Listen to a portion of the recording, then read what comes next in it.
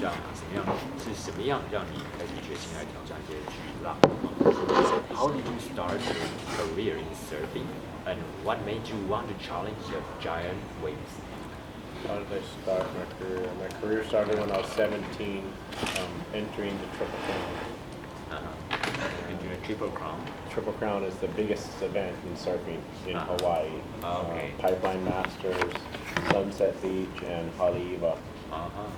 And I won money in 2 of the events, which automatically made me a professional surfer if I accept the money. So I gladly accept the money and became professional at 17. Wow. 我觉得你拿到了那个三个奖项，可以分享一下。他在17岁的时候就是拿到了那个奖项，就是他们在夏威夷的最高的这个冲浪的这个奖金，在3个地方，在3个地方比。然后他拿到2个地方的冠军，然后但是如果你要接受那个奖金，你就必须是成为职业选手，所以他就自然而然的就成为了职业选手。I was lucky. You're lucky. But luck is when preparation meets opportunity. 他说他很幸运，但是 lucky 是充分的准备加上那个 media opportunity， 还有这个掌握机会。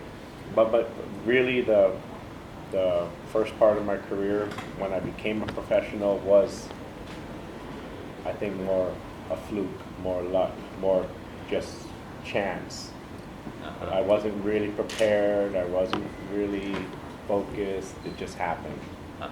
I feel I was lucky. 他说他很幸运，其实在他生涯当中，他其实就是这么很自然，他也不是非常刻意的去准备说 OK 我要 More fate, yeah. 其实就像是他的命运一样，就是他自然而然的就是有这样的一个机会，但是他也平常他都有做好的一些准备，然后就成为了一个选手。And the second question is, so what made you want to challenge the giant waves?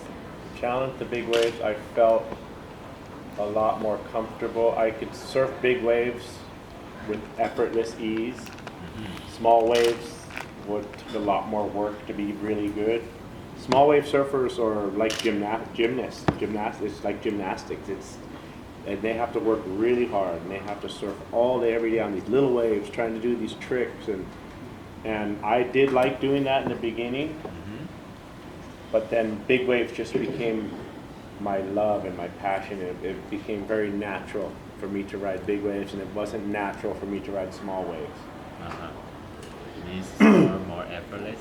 Yeah. 就是说小浪的话，其实有点像是要在做一些那种体能运动那样的一个状态，有点在健身，然后小浪就一直冲。如果大家有人冲过浪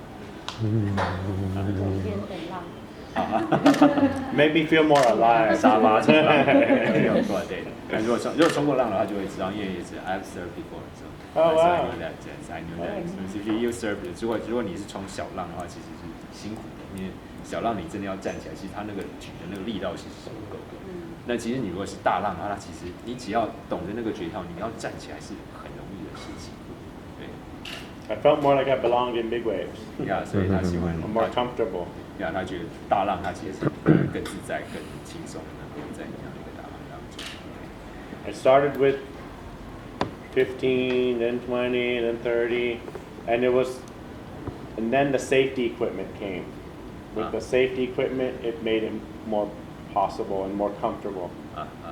还有很重要的是，其实像现在的那个安全的装备已经非常先进。刚刚他有提到，就是现在有4气囊，它的整个 First the flotation.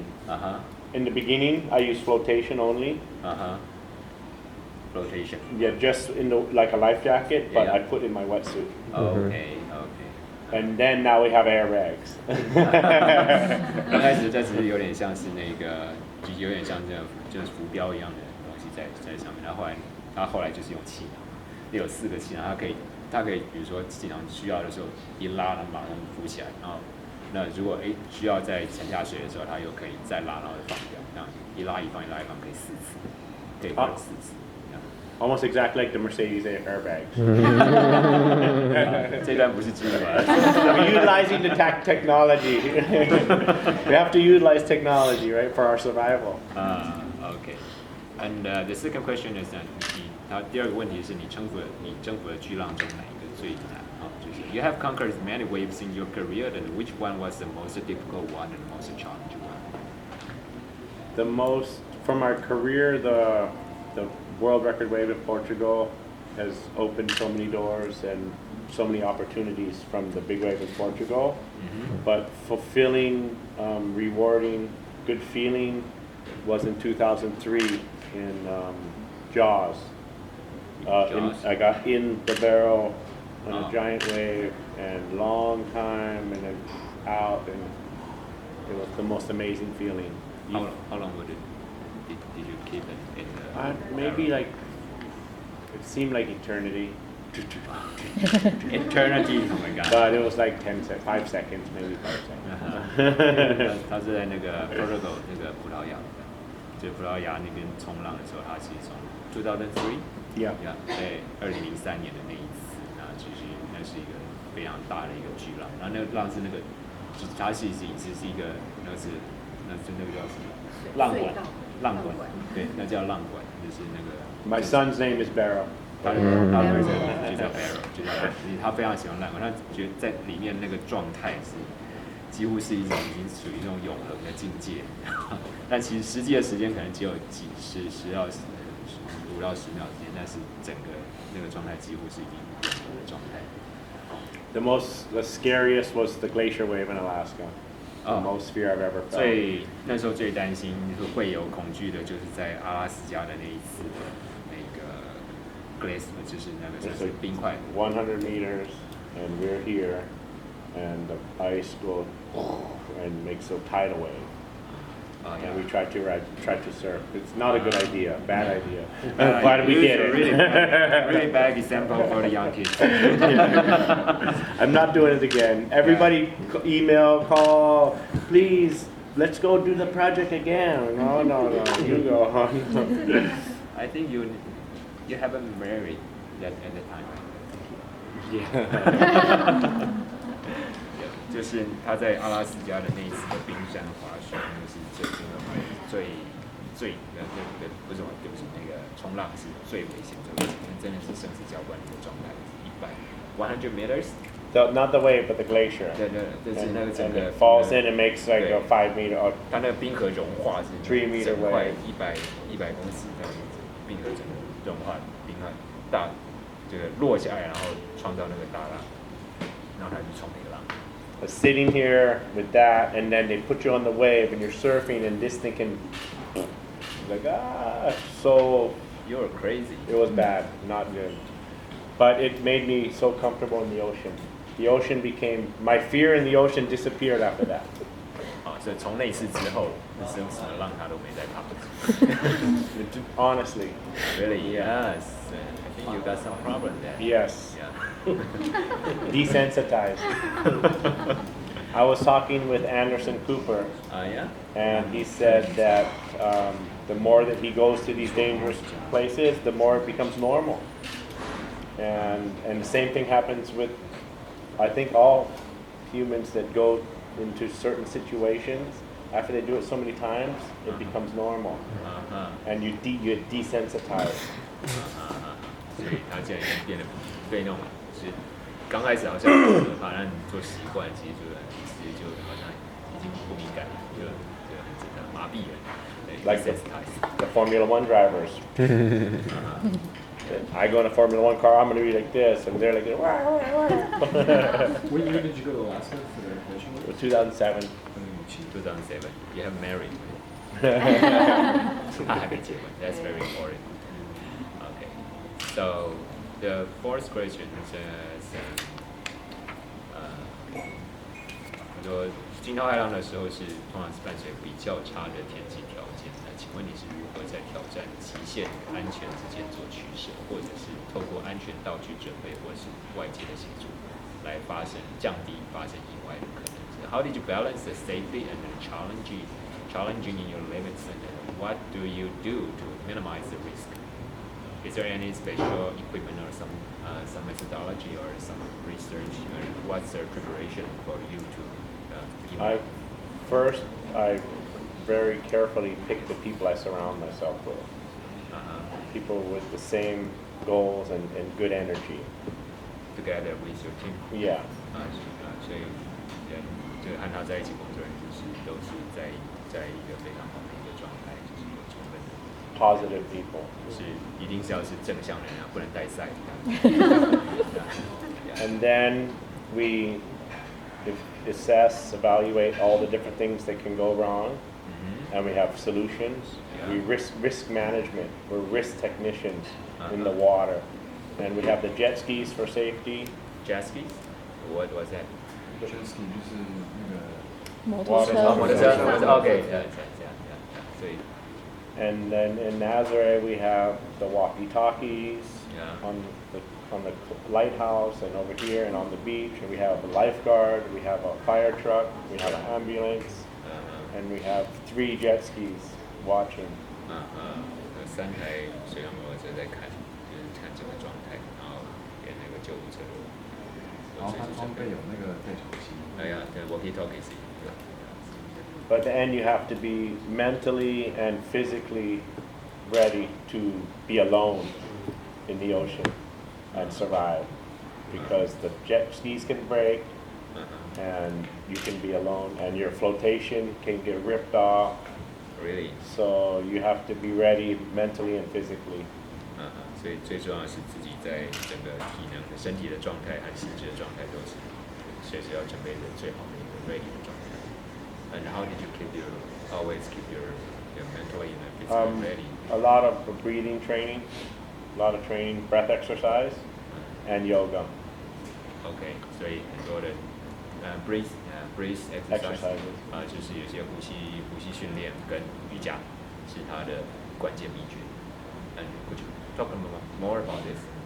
Out of the water, I'll do push-ups and leg ups and triceps, holding my breath, and then do 10, and then big wave, and again, and just simulate. I simulate 必须要 out of the water. 所以要准备的，而且是模拟那个大浪来的各种状态，我们其实都会做的。在岸上就开始做各种的 push ups 或者是各种的一些 And then leg ups, and then triceps. 这些都会几个动作都会去做，然后还有呼吸的节奏，那个其实非常非常重要。Tell you when you're almost gonna pass out, almost to pass out. Really? Yeah, always. But out of the water, it's okay. You can't do that in the water. So you do it to you push yourself to the limitation, yourself in limitation. Yeah. 就是他真的都会做到，他几乎是几次他说 pass out，就是做到快往生的状态，往生的境界。And then I do lung expanding exercises, which you blow all your air out and you pull in and hold it, and do the expand your lung. You want to do that once a week, and then you do. There's a bunch of different breath exercises and expanding your lung exercises, and yeah. Okay. And running. Running. I run and then do the exercise. Okay. And then run and then do the exercise, and then run and then do the exercise. Oh my God. And every time I'm done the exercise, I almost pass up. I'm getting up to run. 所以做那些动作的时候，做到快往生的时候，又继续跑步，然后跑步完，然后又再做这些呼吸跟这些体能的训练，做完然后再去，做到快死的时候，快死掉的时候又再去跑。So my favorite place is at the elementary school where the kids go to school, because kids inspire me. So I do it at the school, and there's a really good track with the benches, and the kids are there doing the school, so it's nice. So you do your exercise there? Yeah, that's my favorite place. Wow. So 他在那个 The kids inspire me. 小朋友的那个学校那边去做，就是他让他是最愉悦的，然后也可以让他觉得非常最 inspired。 They're the future. The kids are the future. 因为小孩子就是未来，所以他觉得就有小孩子一帮，他就觉得在那边做事，对他来讲特别愉悦，也是有启发性。So， 下一题是不断挑战巨浪，有没有怕过一次，或者是如何锻炼自己的心理的状态？Did you ever feel scared when you really facing big waves? Ever? And how did you mentally prepare for that?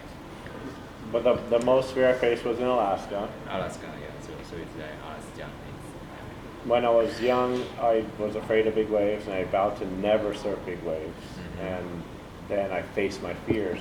A friend made me go out, and I had the right equipment, and I had fun. I overcame that fear, and then the next, there's different thresholds of fear, and going and facing the fear and getting over it, face the fear, get over it, and it's just a matter of facing my fears and overcoming the fears, and then all of a sudden you become comfortable. 哇，其实就每一次在面对那个恐惧，然后又去面对它，然后就是超越它，然后这样一次又一次的过程，其实它就是增加它的对那个 confidence。有没有一些过程中有没有一些问题，你会想要直接问他的？就是我刚刚就是先带一些导演。I could probably go back to Alaska and have fun right now, Really? but Yeah. Okay. the risk versus reward is that's too dangerous. Because if it falls, you're dead. Yeah. And the no. fear, I'm not gonna. I'm kind of more. We stayed for 7 days, so I got comfortable. Oh yeah. The first day I wanted to leave. The next day, okay. Next day, more comfortable. All of a sudden, we're comfortable. But we were way too comfortable and too close to death the whole time. And I could go back there and probably be comfortable, but the risk versus reward. Wow. But I don't think you can go there now. No, my wife wouldn't let me.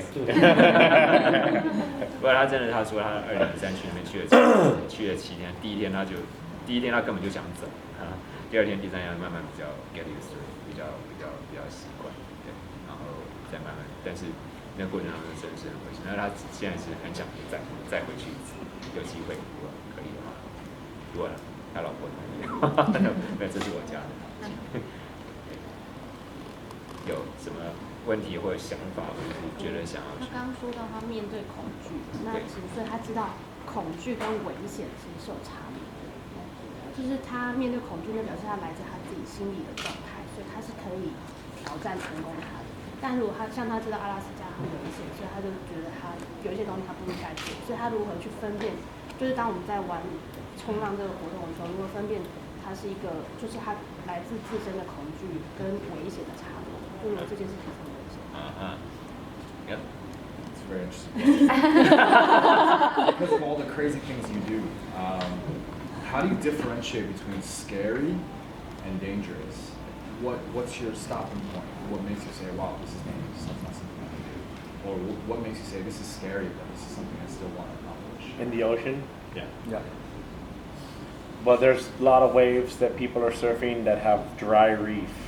There's no water in the waves, and there's big steps that have to jump, and I have no desire to go to surf these